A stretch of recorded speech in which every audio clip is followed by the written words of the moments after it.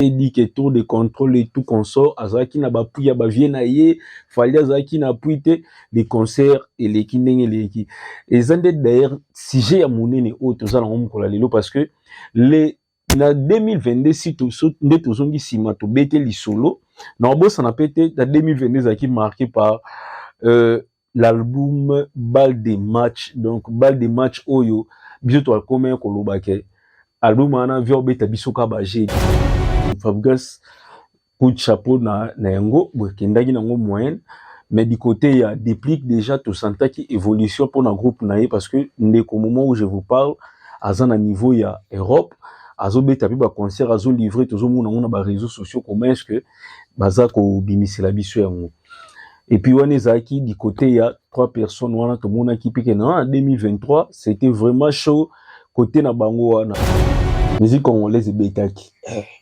c'est bien. C'est un artiste congolais. Na ba mondial ngaton ba bengaki Gims Sabeti. Na zaki ne sengoya jeté de voir que non, c'est notre ambassadeur Gims qui joue. C'est bien. Nachan ba bengi Daju, moi ça m'a fait du bien na Kano Eleka, c'était Fali, c'est bien. Bill Clinton a beta na CP là na rananze morutu ya Kano Bill a beta la tilo na téléphone.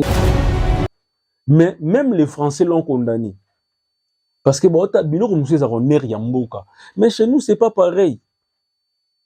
Tout ce comportement sud-africain que soit tirer vers les bas.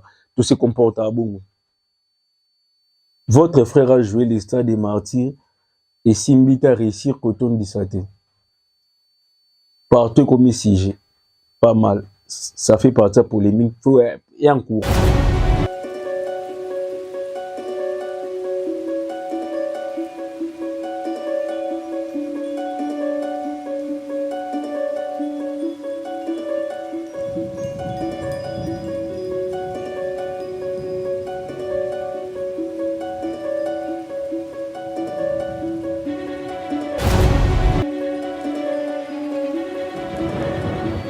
Bonsoir très chers internautes, Balandia, Excellence Télévision, la force de l'imagination créatrice.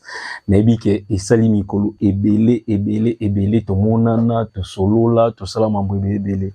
Eh ben, c'est bien moi, votre humble serviteur, Adjample formidable, to zongili sous excellence, Koufat, excellence, Ezali, excellence, Ezara, Namakambonango. Vraiment, toye lelo, pambate, to pese la, kaka nengeza, kande to sola, concernant ma chaîne Nabiso.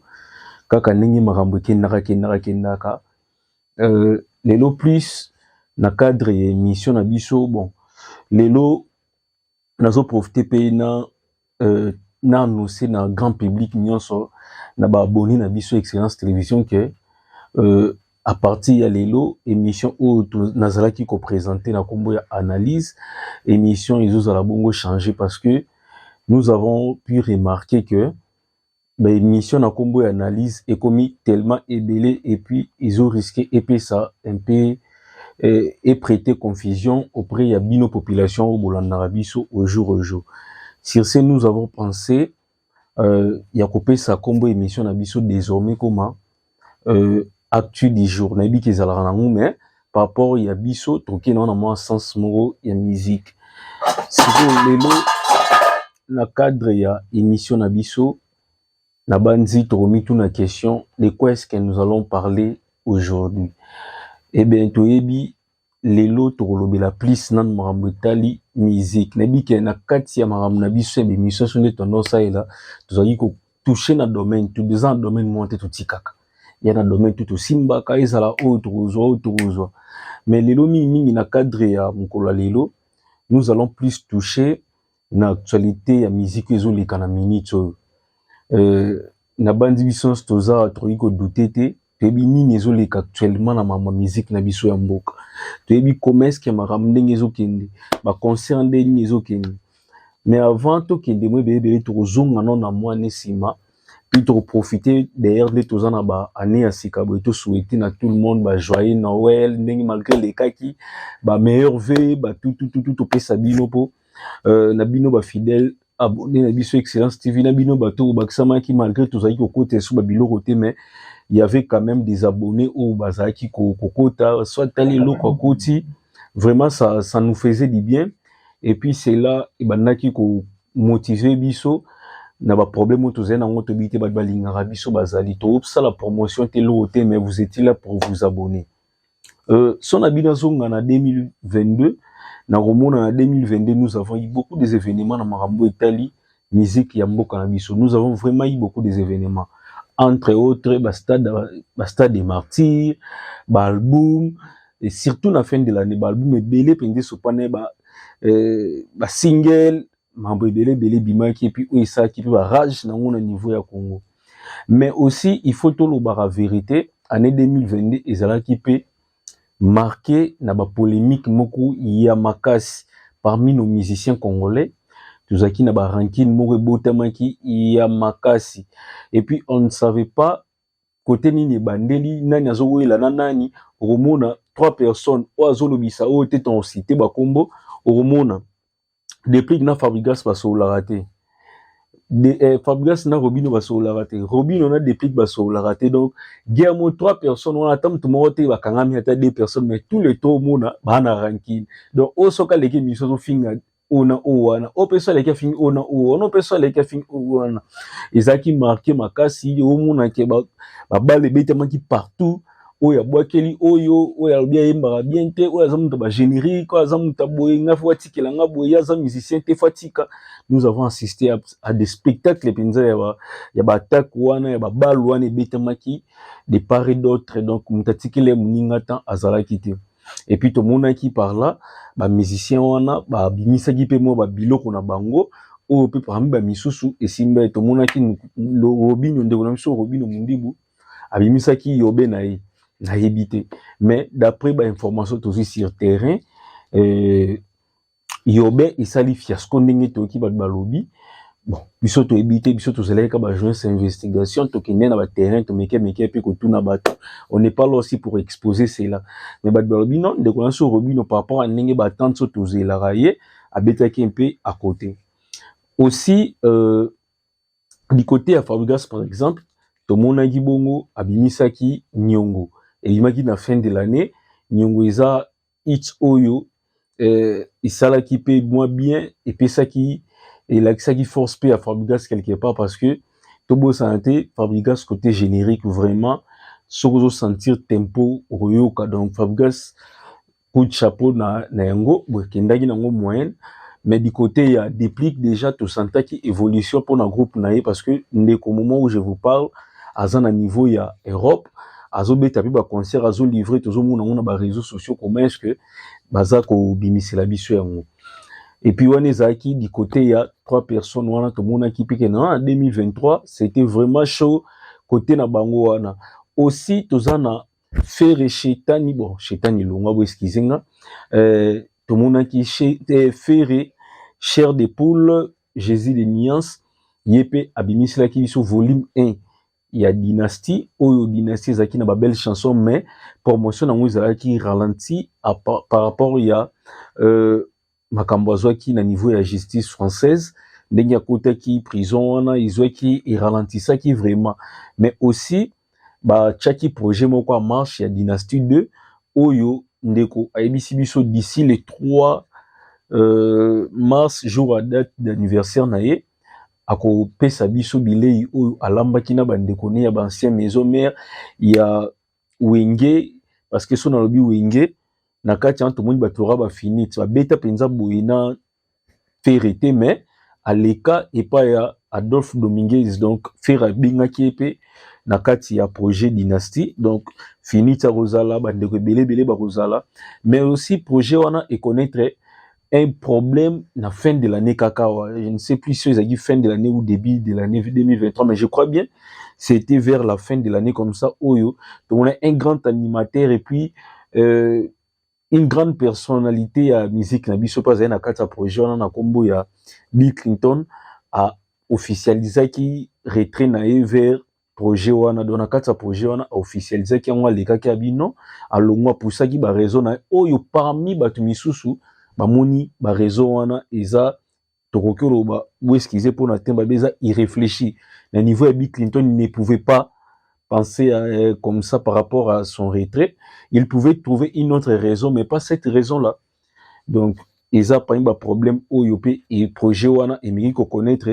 Et puis, car projet wana, toki, dernièrement, on dit que l'on senga même na frère na Bill Clinton, amika ko revenir à la raison pour que, a regagner place na projet dynastie, à l'écofi, kaka nenga lobaki, à se retirer, à ça l'appareil, pour que, à zonganakati, il y a projet dynastie.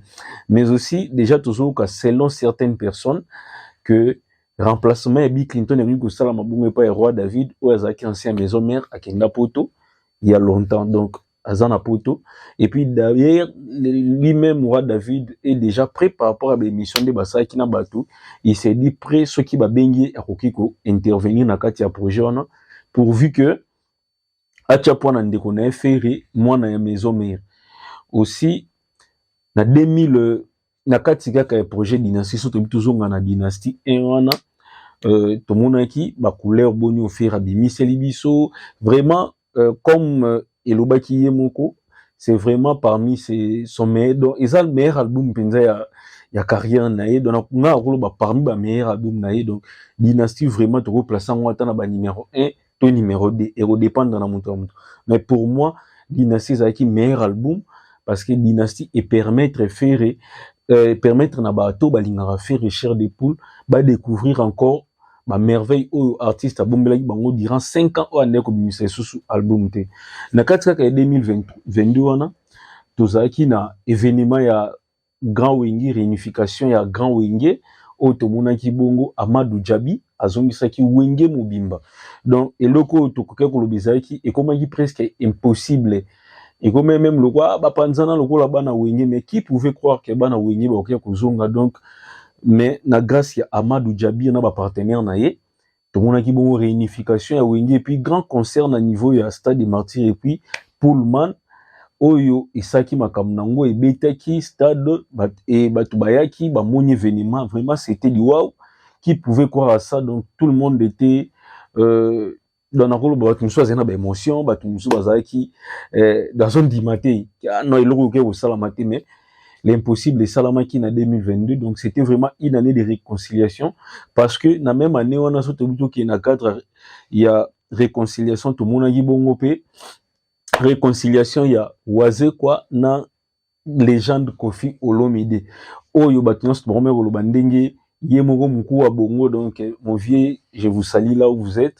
ndenge ande ko ibisa biso ke bango me ba kosola kaka mukolo nzambe na satan ba kosola donc biso te bi ke nzambe na satan na baba na no solola ndenge ni donc c'était aussi pareil pour na maloba na ye mais l'impossible était fait to monaki bango ba yambani et puis d'ailleurs bakotaki studio et jusque la chanson tozozela au pire o baprometaki biso tozozela ebima pour que tokoka koyoka to pona biso ba o ba misusu to réaliser quelque part rêve wana ya komona deux personnes oyo ya mayele ya musique na biso donc bat oyo ba réfléchissera bien ba monaka musika ba mayele ba stratégie belé par rapport à musique na bango ko sangana ba sala eloko et puis tu ebi ke bango mibale baza ba parolier quoi. Bongo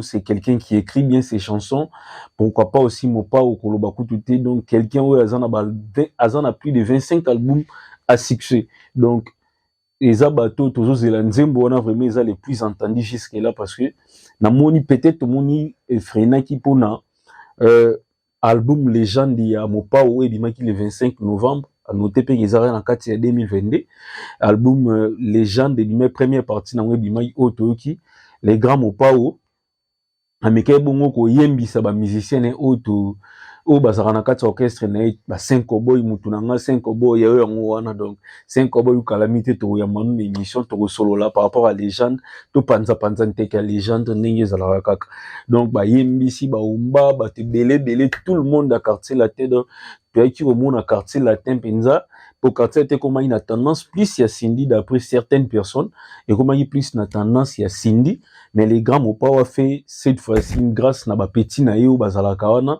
ou ba accompagner kae ou bazala kanae ba travailleurs na quartier latin wana ba s'exprimer cette fois-ci pour ne pas que monopoliser makambutu soit ko kangara makambu pas ya Cindy donc tomonaki album ebimaki jusque les années on atteint promotion de tebi les grands mopao album ezara be bandileki ndaka na ndenge nango omona na suka et vous allez voir et puis jusque là aouté ko lancer clip il y a Pont Rouge où ils a déjà sur internet donc so beaucoup tina chaîne il y a les grands mopao Kofi Olomide Boromona yango aouté ko lancer il y a quelques jours donc une très belle chanson d'ailleurs je vous recommande ça boyoka yango Pont Rouge boyoka ndenge grand mopao pasoli banzela donc na katika ka 2022 nous avons connu le stade des martyrs ya wenge ndenge tolobaki babetaki pe na pour le monde concert à $300 où ça là qui vient plein tout le monde qui beaucoup des autorités ya mboka ba assistaki aussi parmi les événements minene ya 2023 ils a qui marqué le 29 octobre par concert il y a Fally Ipupa Aigle du Cap de la Merveille donc ils a qui marqué par concert wana tebi bien Fally Ipupa lansaka concert na depuis longtemps lobara non stade wana ba vie na biso ba beti biso pe pekisa miteto beta nous avons cette possibilité là au départ tout le monde pouvait prendre Fally comme il pouvait na ndenge na yi parce que stade wana lelo photo tout est contextualisé makambo penza na ndenge sengeli ceux qui bavaient na biso na batoni sara ba stade kalasi il faut qu'on se le dise c'était à l'époque où ba réseaux sociaux za ramingité. Mais aujourd'hui, nous avons les réseaux sociaux à notre possession. Et c'est difficile vraiment à l'époque à l'élo de Moutou. Attendu ça même la moitié à stade des martyrs. Nazolo bango avec raison parce que Moutou pas se déplacer l'élo à kende l'événement na yo ils amènent sa fierté. Pour monter comme une possibilité de lobata na ki na stade na roki kota la ngona ba mania mona kota ngona ba réseaux sociaux ndeni ezole quand comme on a un grand événement le 29 octobre là donc fallait ta féliciter na niveau na ye il a prouvé quand même qu'il est populaire dans son pays parce que il fallait qu'à stade douane tonne dans ba niveau na pour tout bien fallait pour pandeo il y a RDC comme est-ce que tonne bisa ba stade ba pays mususu et wane ko ko manquete na kati mboka neza ki lokola défi pour na ya munene o ko sala po ba pays wana pe place ya kenda kotondisa bazaki na besoin ba muna il y a kotondisa na mboka na biso alors chez lui même ça serait comment ça va passer comment donc biso to muna ki aza grand mais kuna pe na total la mboka ndenge nyo que vraiment merci aux Congolais qui ont répondu présent ces concerts et ça qui concerne mo ya kitoko et les cas qui très bien na balolenge même si balobaka nyonso tosala ezaka 100% malamu te ezaka na mwa mabaku nango ezaka manini nous avons assez que tomonaki nde toyokaki balobi yai des morts bon ezaki pe déplorable mais jusque là pe comité organisation esengaka ba photo na makambo tututu yade yana entre parenthèses et tozozela yango tomona mona makambo ane qui des en dossier moko en justice je ne suis pas là pour n'en appeler ça ba détail nango belé c'est un dossier où ici mbami na beaucoup de justice moi je suis là pour faire ma part il y a émission tout le l'actu du jour donc procès za kuna mais fallait betaki concert na ye les concerts étaient bien passés à tekaki ba billet na ye la promotion était bien faite donc la promotion d'après ses proches était d'ailleurs à l'américaine donc Fally a maïtsaki bandérole likolo c'était vraiment bien donc OP artiste Zagi a félicité na point na et puis lisusu na 2022 l'artiste azwaki disque d'or na ye donc au d'ailleurs Snap alobaki d'après Snap Fally est les tout premiers Congolais, donc les tout premiers musiciens congolais à être certifiés par Snap na disque d'or.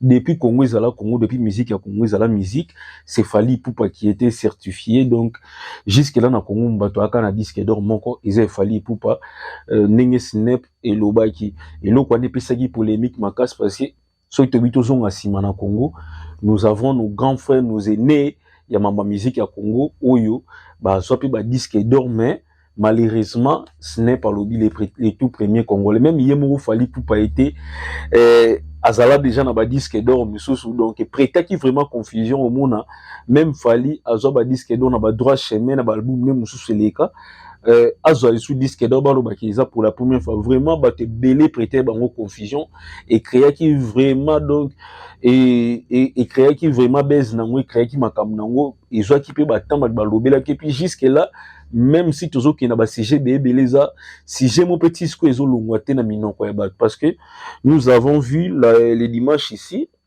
que Kofi était en face il y a ba Mami Lela na ba journaliste BEP mususu temps après Mami Lela je pense il y a un des journalistes à tout le qui est question on a Kofi Olomide a parlé de ça alors d'ailleurs d'après lui il ne connaissait pas l'existence il y a Snap. C'est ce que Kofi Olomide a dit. Il a d'ailleurs demandé si Michael Jackson bazo biloko wana, mais tout le monde a eu du côté à Batofali, la Kisaki, nani, tout le monde a eu chez Eli Charlotte, où est-ce qu'ils ont pour na kombo na ye, donc, moko ya Mr. Fali a publié qui, comment est-ce que Michael Jackson qui certifié par Snap. Donc pour dire que moi ba clash na ba polémique wana et kula qui beaucoup d'encre na année 2022 donc des événements qui tellement belé surtout bito bande événements 2022 tout ça bilan 2022 to aussi ces missions mobimara na 2022 sans que to kota makambo eza actuellement. Aussi, en 2022, l'artiste Gogan, héritier tour de contrôle, les derniers fils de Wiranson, les derniers fils de Wenge, c'est produit aussi au stade des Martyrs. Tout le monde a dit un certain 25 décembre. Les concerts étaient bien passés. L'artiste, d'après lui, a atteint quand même son l'habité dans Loba a quand même atteint ses objectifs.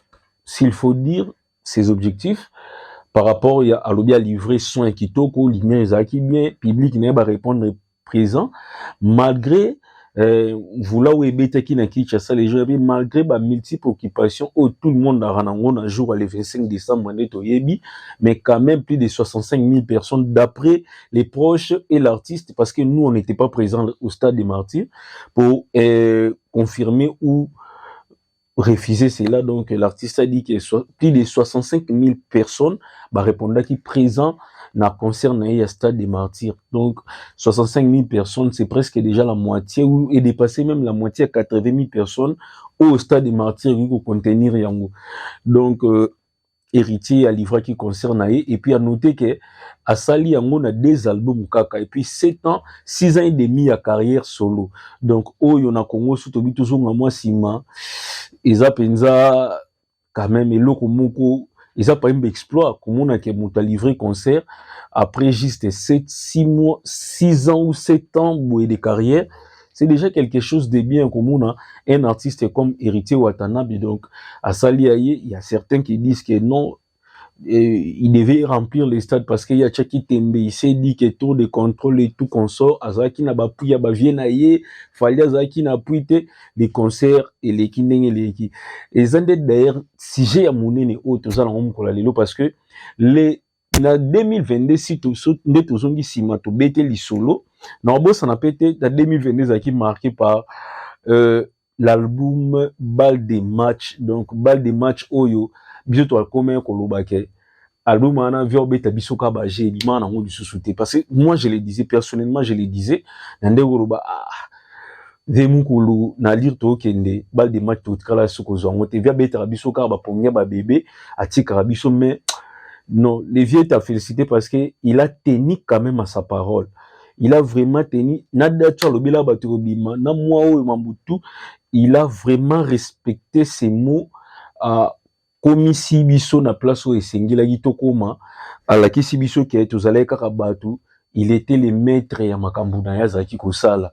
Enfin, balle de match et bimi, to moni makambo, générique Zebou qui est sur terrain, toujours kaba choisi Matata, toujours kaba 50 ans, toujours kaba vraiment balle de match, félicitations, son kitoko, makambo kitoko, nous les penza, y a bien, to sepeli, ve abetel biso, vraiment, to zapena ba, tout le monde les lots, yo ki album, wana, quand même, mazana, ba chanson, à sepeli, donc, c'est vraiment une chose à féliciter. De l'autre part aussi, Gali Garvey, album, c'était vraiment biloko moko ya kitoko makasi bandeko misusu tobeti ba actualité na minute soit ba information na bino te lekaki na année passée. Comprenez, nous 2022 était vraiment une année remplie de beaucoup de choses. Donc on ne peut pas citer tout, mais tout citer quand même au izala ki wana ko zala zala zala, mais d'autres peut-être ba Michel Bandoya ne to ando sala kaka tebindeni toke na lire on to ando kotsa kapi mo ba révision mois 2022 ngunda sko tozo ngano na kilelo lelo tebi biso nyonso ke sujet penza weko mikolo tozoka depuis 2023 ko tu ba sujet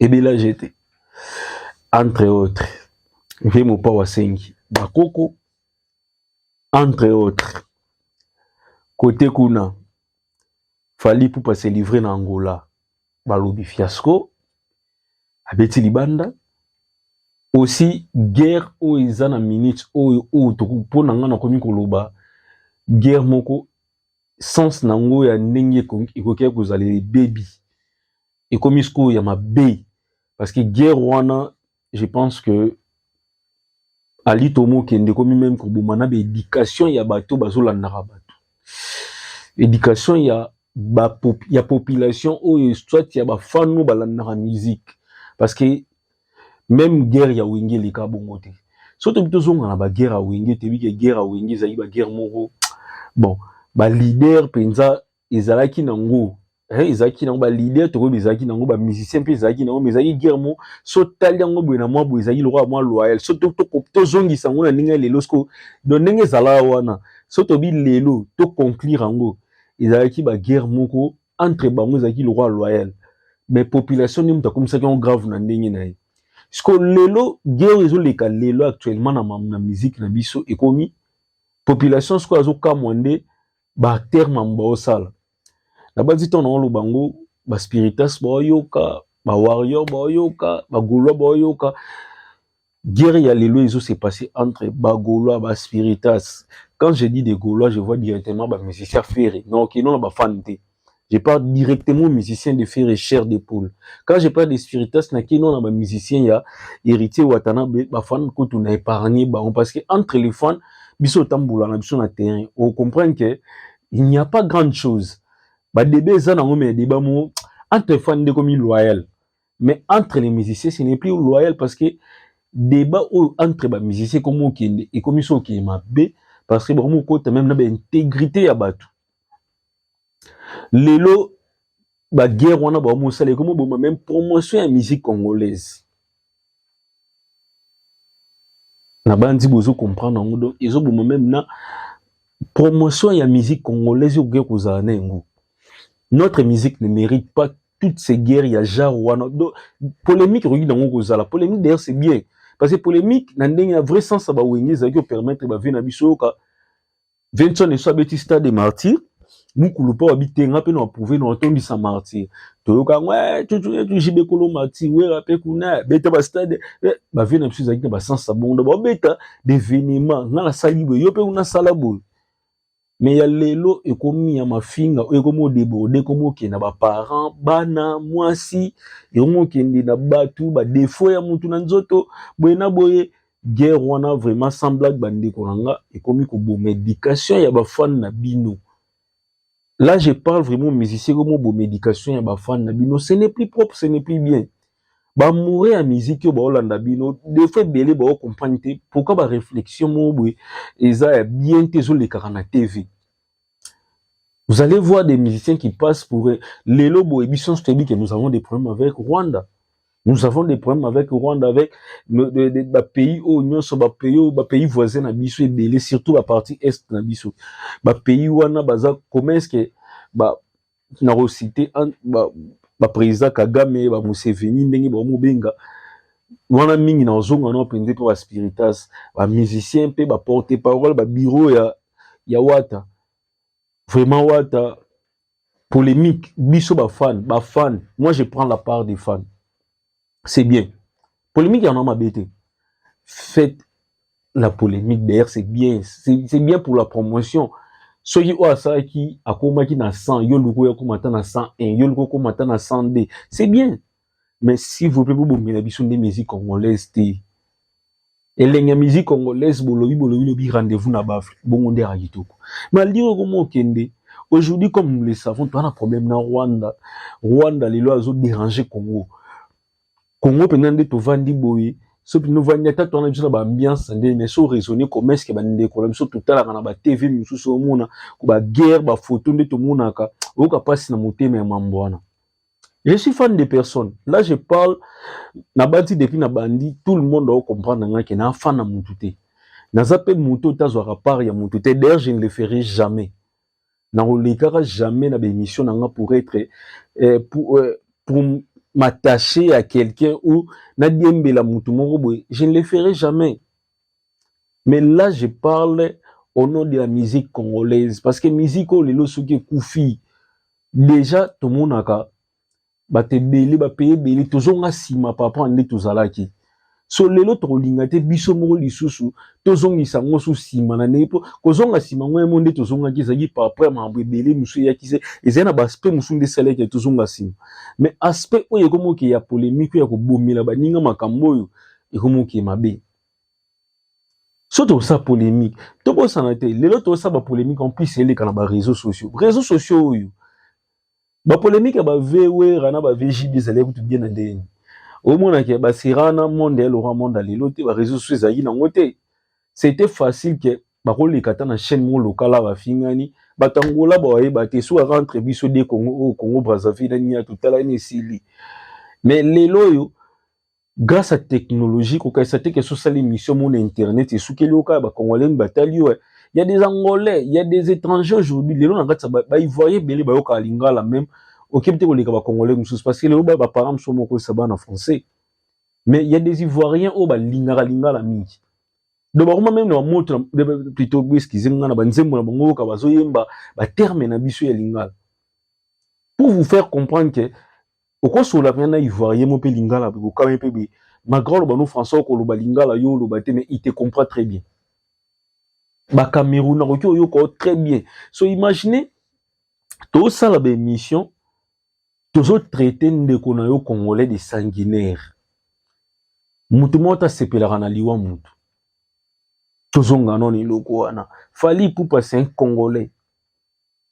C'est un congolais. Bo tokoki ko ça la guerre nyonso mais to toucher ba point mususte parce que ponzo toucher les muninga.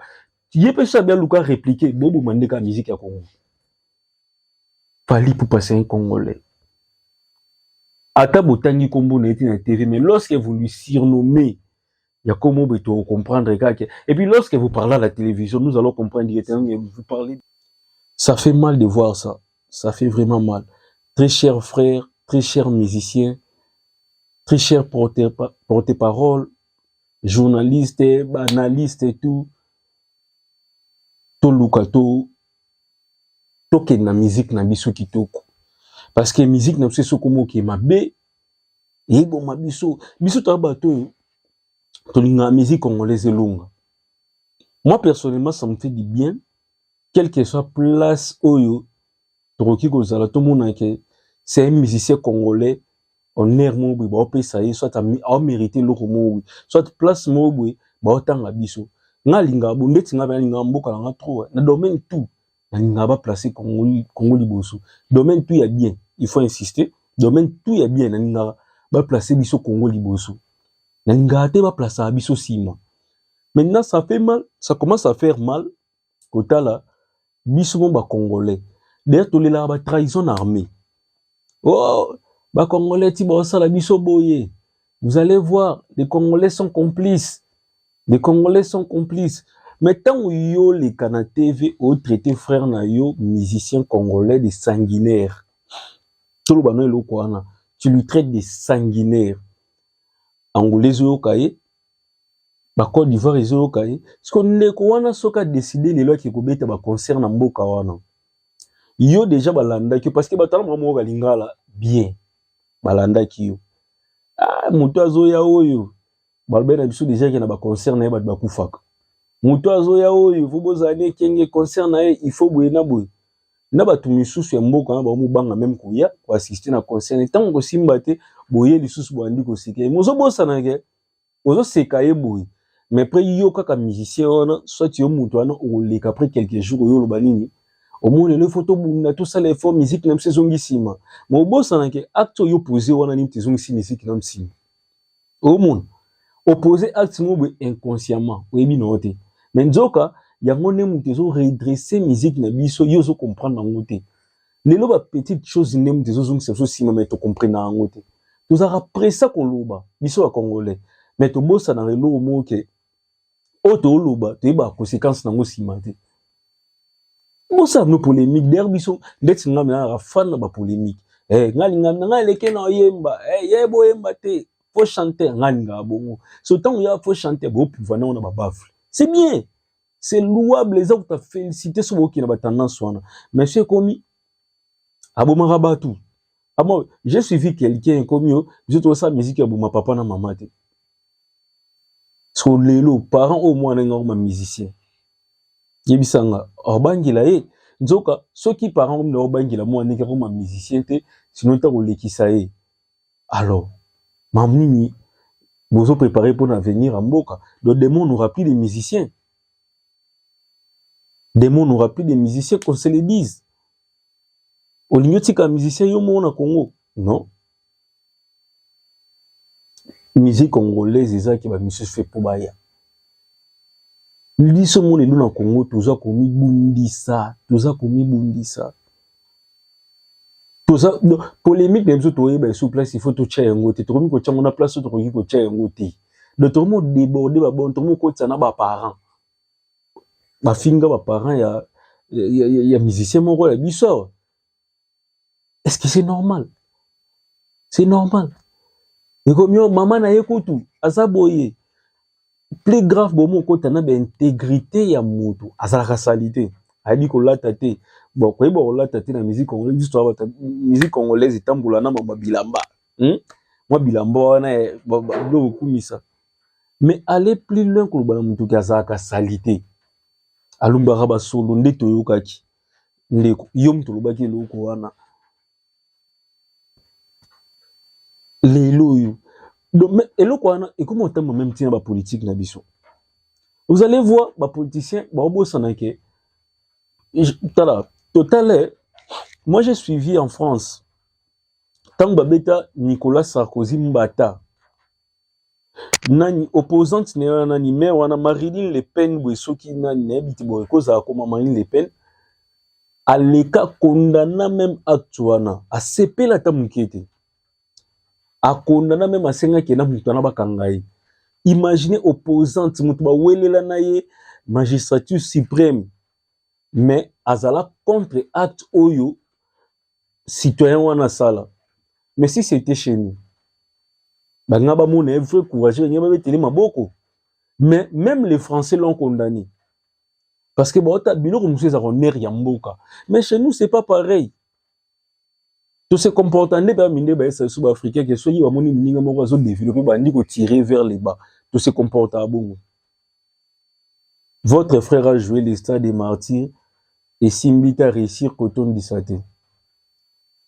Partout comme sujet, pas mal. Ça fait partie de la polémique. Il faut encourager. Une manière à encourager Ndeko. Mais si c'est aller plus loin, l'école polémique, on peut s'appeler ça côté na yo. Ou on finga mutu. Si de petits détails, ils ont une autre naïe, maramutu, tout. Ndeko nango beti libanda. Franchement, beti libanda. Et ça, qu'on déshonorer musique na biso. Notre musique ne connaît pas ça. Bah, vient na biso, wenge, ve, moukula leka, te vers le bon, clairement, tant réunification, wenge, et salami. Abi, non, à la différence, c'est la polémique, moussou, c'est salamalelo. Nous, à notre époque, tant que ça, polémique, c'était pour notre bien. Pour gagner quelque chose. Tout ça, il faut ça, la moitié pour nous, qui la mouninga liwa. Mais, na polémique, comme le kalelo, je vous dis. Moi, je vous dis. Bon, comment le kia na baliwa.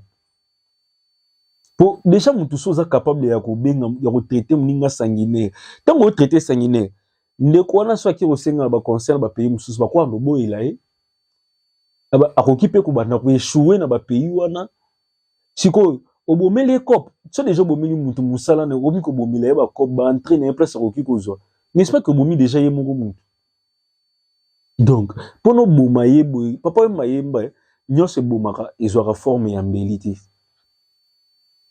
okasete ke nyonso koboma mutu ezaka kaka fozo eloko mo eza le roi mbeli so tozo le roi lisasi te okokika reposer acte mo bomi pe carrière à mutu et bomi. Donc, il y a des choses, il faut te barocha, limite, na ba polémique à lire tout le monde. Polémique, c'est bien. Il faut assister à polémique. Tout le monde déplace les grands ou pas à l'équipe, à susciter polémique, mais polémique, moi, sur tel un peu, oui. Il y a une polémique, moi, bien. Vraiment, c'est pas dans la polémique, moi, le big, non. À ça, pour ça, quand même, il n'y a internet, mais il y a un bien. Les gens, malgré est dérangé, éco-dérangé, éco-salamamde, mais dans un premier temps, et qui est bien. Pesa polémique morobe normal. Pesa polémique te ne ayabwe on no fing afingi mutu te lo rota lobika ke na komi na posa ba koko déjà tango lobi yango et susciter problème entre ba ancien quartier latin et susciter makambu ba journaliste vraiment ba lobi yango et qui est bien. C'est ça. Il faut créer bongo. Parce que musique congolaise est tamboula non kana polémique. Elle y a musique congolaise a polémique. Tantôt ça na ba clash soit na ba c'est bien, mais clash so get débordé comme benjir. So musique au-delà de nous divertir, ça nous éduque aussi. Les lois maïli musot ba koma na ngouza parce que ba yoka ba musicien trop. Toka ka bolingote na musique. Et puis na bilo musot musicien ba loba, au vani pe bobi ah, alors pe lo moins important. Alors pe lo mo boy ah, et puis ko edenga na vie na sama sese mba bimisi na kati wana ba nzembu na ndenge ke na moi phrase na ndenge formuler côté wana. Et lo ka lobia na be ko edenga na vie. Toyoka ngo batu musolo baki ah ngape na sona somba le pour ça pour notre musique à Redi trop quand même grâce à la musique de Redi et permettre à son parcelle toyoka moi j'ai un témoignage j'ai beaucoup de témoignages derrière ya batu bongo si moi aujourd'hui j'ai une ou deux parcelles c'est parce que j'ai pu écouter Redi Amisi parce que ceux qui n'ont eu qu'à Redi Amisi ça m'a motivé c'est les gens il y a musique pe ko lisa batu musique te rokyo ko lisa mutu et reki okolisa moi ba pe que musique en loko reki okolisa mutu reki ko boma éducation mutu reki ko boma mambo bele pour yo ta musicien zo leka oza na facilité ya ko finga muninga so bato balanda ko pe ba ozo pe ka jewana facilité ya ko finga ka bato donc ayo za musicien il y a des choses reki ko loba ngote polémique elenge salare ozo chrétien na mutu no chrétien na ba terme moko normal eleki na ngote esekisi na ngo biso to seki to mo ba polémique ya wenye ba sanka ku boye ba tumbula ba sege mignon na ba makala na émission to seka na biso lelo est-ce que sankara na mignon ba bomana te kinda normal il est comme on a cadre liseki malgré ça qui le monde quelque part à chrétien moi naturel mais quand même et qui n'a pas divertissement profiter à tout le monde. Moi, aujourd'hui, c'est le cas contraire. Musique dans biso ekende na descente mo ya mabe likolo ya maloba oba. Donc lelo aujourd'hui c'est tout le monde qui veut parler. C'est tout le monde qui veut s'exprimer. C'est tout le monde. Donc aya tellement babi ya polémique et makasi ya pona c'est plus leader nanga aya leke bandi koloba na o esengeli koloba te. Nabino Boyamba, vraiment. Il y a des choses qu'il ne faut pas dire, il ne faut pas tolérer. Il ne faut pas seulement que missionner tellement makasi, otikayalo babilo. Non, il faut interdire. Ça tue notre musique. Notre musique a besoin de vivre. Notre musique a besoin de dépasser. Nous étions premiers en Afrique. Souci n'engizara. S'il faut, il faut tozonga. Lelo ba whisky douana, te bele sa ba explore na to mona ba Davido bazo kenema musika mon bébé. Si yo resizani yo esi na ba Nigeria pe neto vandi ba clash ezala te mais est-ce que comme malgré ba biso parce que ba RDC ba clash na biso comme pe ko kendi ti na ba pays na miso ba ndinga ba kinda ba yebi ke ba lobara ba epo na mboka na bango ba lobara bo vous allez voir dans des réseaux sociaux mo na ba Camerounais parfois ba lobara ku pour na fali ba lobara pour ba faire ba lobara pour ba musicien MC bébé là ils savent que vous parlez mal et puis na katsa Kinshasa campus na biso mona wana il y a des étudiants étrangers bébé ko tangana do ba zo culture na bo boye ba tekeza bango ba koma ko sa lokwa mamnwa bino mais un jour bon si ça va classe bo zonga ba pays na bo qu'est-ce qu'ils vont dire de nous to bandara na bango c'est pitoyable to ma musique na biso mabe Ali tomo qui est tomo boum makambo. Donc on gagne l'eau dans aucun signe dans tout le monde déjà. Ça non polémique. Mais ça polémique est raisonnable. Ça polémique moro tout comprendre que lobby polémique est aussi la bonne zonga. Pour polémique ça la ngoto mona bofinga na bo clashane ta ils en attament bo mona un jour boyo kanara. Mais et comme boyo kanite tisu kapo nini elo moi lobelanga na koki ko bossa na ngote ti polémique aneki na depuis lelo nous autres ici tu dis que ba mbomba mission ya nobeta conception musu ko lia na biso ngote mais sengo na biso ça la rage musique ya Congo de betaki non moi personnellement je ne vois pas l'artiste je vois la musique congolaise se jouer musique congolaise de betaki c'est bien c'est un artiste congolais na ba mondial ngaton ba bengaki game sabeti na ça qui sengo ya jeté de voir que non c'est notre ambassadeur Gims qui joue. C'est bien. Nachan, Babengi Dajou, moi ça m'a fait du bien. Na Kano et Leka, c'était Fali, c'est bien. Bill Clinton a bêta, na c'est là, na rananze morutu ya Kano Bill a bêta, la tilo na téléphone na royo ka. Parce que moi ça me fait du bien. Au Congolais, ça c'est bien. C'est la promotion de notre musique.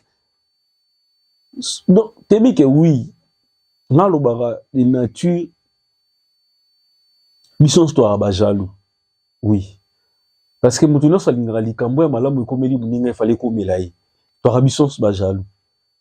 Ato seki no atani na sepenze mutema no likambo bese komeli muninga na omilo belaka il fallait za tangai. Bola mo bese komeli muninga muninga geza yo. Pe mabe mo bese komela kiyo e mo bena na sepenze na kacha ya kiyo ya se oloba efeza mutu mususu. C'est ça. Donc toi raba jaloux. Nous avons jaloux, bisognon sur des natures, mais tu vas gérer jalousie. On doit savoir gérer ça. Si c'est mal géré, tu inventes des gens pendant que tu inventes des biloko tu sais la lelo. Tu sais la caméra, la lumière na bango, tu inventes un biso mbasu. De l'eau va monter à ma baie. Mais tu dosé. Ma finga, pardon. Ça tue notre musique. Donc, pour le moment, tout le monde qui annoncé, il y a annoncé que année où il y a beaucoup de stades de martyrs qui vont encore se jouer, entre autres, Ferrecher des poules na date le 24 juin, Ferrecher des poules à livrer concerne un niveau il y a stade des martyrs, donc déjà artistes à Zosa là-bas promotion un petit au monde en commerce qui va être motivé puis d'ailleurs na osenga batu bozala pe wana pona honneur izaka honneur à Congo. Encore une fois, héritier Watana Baruzalana, mois d'août, je pense, na Stade des Martyrs, les sous na même mois d'août, le 12 août, Mkou a bongo monstre d'amour à Bia Robeta, et puis a précisé très bien, il y a Robeta Martyr, n'a pas na plainte, ma Robeta n'a pas na spectacle, donc, il faut ça la spectacle, non, na Congo, Ezala. Entre autres, Toka Yipe Sango, Fabrigas, les maîtres, les maestros, alors qui y est pas pour livrer concerne à niveau, il y a Stade des Martyrs, je crois bien cette année, et puis Toki ba déclaration à musicien Moussou entre autres des plis pour maniance alobaki juste après album na wana akwa annoncé Stade des Martyrs na ye Kabose Boulembi pe akwa annoncé qui plutôt Stade des Martyrs na ye na yote koyoka akate je ne sais pas si c'est faux ou si c'est vrai tout ça baise mais bébé Bouchou ancien de Famigas et à Villanova alobaki Yépe a livré concert na Stade des Martyrs juste après single na Zobimisa Illuminati donc Azobi a livré concert na niveau ya Stade des Martyrs donc bonne chance na ba congolais nyonso beaucoup livré concert na Stade des Martyrs puis année prochaine Kofi Olomide outé ko isa biso to éviter ceux qui a ko sala sous émission pour nous affirmer vraiment cela alors Okebiti peut jouer les Stades de France aussi Fali 2024 azabongo na akoki kobeta bongo na Parc des Princes stade à Paris Saint-Germain donc où ils ont moi quelques informations où ils ont circulé et puis faire cher des poules à outil comme Missa Bizorbi it moko nzembo moko penza ezosala makambo nango mpe donc tomonaki on a TikTok comment est-ce qu'il bougeait qui TikTok depuis déjà ezalaki na audio et puis clip nango te kozala déjà publié le 21 janvier awa donc bokende na chaîne ya artiste mpe boko consommer nzembo wana eza na ba plateforme nyonso ya téléchargement donc l'artiste a fait son boulot. Ferry nous a montré que c'est Ferry à Rokiko Bimisama Bébélé. Puis encore, le 14 décembre de cette année, JBM Piana va encore nous sortir la deuxième partie. Il y a album Nae Bal des matchs aussi. Fabrigas a Kobimisa album Nae Gom. Oui, la même date plutôt. Il y a les 14 février. Donc, on a moi quelques informations dans la possession de l'entretemps. Toujours des informations. Qu'est-ce qui va se passer cette année? Nini Salama qui prévoit encore quelque chose. Nyon Sowana, et puis désormais, tout ça chaque jour. Je dis bien chaque jour. Tout le domaine Nyonso, tout. Autour des actualités du judo, les Kanaki n'ont de trop donc, quant à moi, pour aussi ces missions, donc, ils ont humble serviteur, n'a un exemple formidable, Nazaki vraiment un ça l'analyse oyo, et l'on a bino, et l'on la makambo, actualité oyo, plus vraiment à marteler sur polémique, tout ça polémique, moko, y a bien, tout ça n'a pas problème, na Rwanda, ce n'est pas bien tout vendre rabo ibando traiter moninga ya kombo ya président rwandais oyo kombo na ndeti mutu rwangi soit kanga ikombo wana soit kanga pe makasi na oka kanda ya mabe komona que quelqu'un qui nous menace azola lisabande kona biso kimia te nos frères se déplacent à tout moment à cause de cette personne là to ya facilement bebo traiter mutu de sanguinaire de son nom ce n'est pas propre tout ça la polémique moi est raisonnable. Tout ça polémique moi et vous faire bénéficier batunde ba wenge ba bénéficier qui na ba marché ba bénéficier qui na ba sala minene mambebe belé c'est bien musique congolaise toi un peu na retard papa évolution mamsusu tota baninga na musika biso toi na moi sima dans sima tout monde na artiste c'est ça ba pays mususu avec misi nzembo lelo 2 jours après comme na 3 millions de vues misi za rapaz to wela no ba 1 million. To potanara road à 24 1 million près na habité mtuni da 24 ça déjà 1 million je ne sais pas moi ça moi passe mais bon mon artiste misuke ba mboka musu tu vois que la population est mobilisée na mboka ne mobilisée so polémique eza nango te bazande ntolo bate to lukande polémique comme na niveau ya ba défi lokola 1 million de vues na jour moko et salami sans boostage. Et Robert Stade de Marti plein craqué na osala boy tomoni et comme na niveau na to boy polémique ya finga mama finga papa finga intégrité na finga azala boy salité sous la mapeka daleki na rolata azala kutu boy avant na na ofutela on n'en a pas besoin non on n'a pas besoin de ça biso ba fan ba lango besoin de ba fan tant vendre na note ka musique na mais est-ce que tu ba que musique o tobeti la ngo yo mo lala na salon tout là la place boy on n'en a pas besoin. Nous, on a besoin de votre musique. Polémique, nous avons le roi Biloko d'Abou Lambela Bissou. Parce que, le roi, moi, pima, mogo baxi, soit tu l'as, mogo baxi, to meka. C'est ça. On n'en a pas vraiment besoin. Donc, bande de moi, je vous exhorte, il y a, na olobate ke bolu ka kimia. Pour ça, bolu ki kimia, to ma musique ya Congo, musique ya Congo, linga kimia te. Guerre ezala, mais guerre mogo réfléchi. Et la guerre, tu as dans ma ça solo to boumate. Guerre moins bien. Il y a fair play, il y a kitoko donc et ça l'a bien. Je vous dis déjà au revoir. Na pesi bongo tena batuto balingara biso. Bon continuer à s'abonner Excellence Télévision. Ça pour ça libanga, ça pour ça mobile belé. Au ligne minato tanga kombo na kati émission. Comme la biso na commentaire. Aussi banimwa na biso zawana benga surtout sur les belé. Tout ça musala ka ningi singili kanta moi je vous dis déjà bye. Na lova bino etro. Nga bine tukutani na mbala ya simu. Bye yo.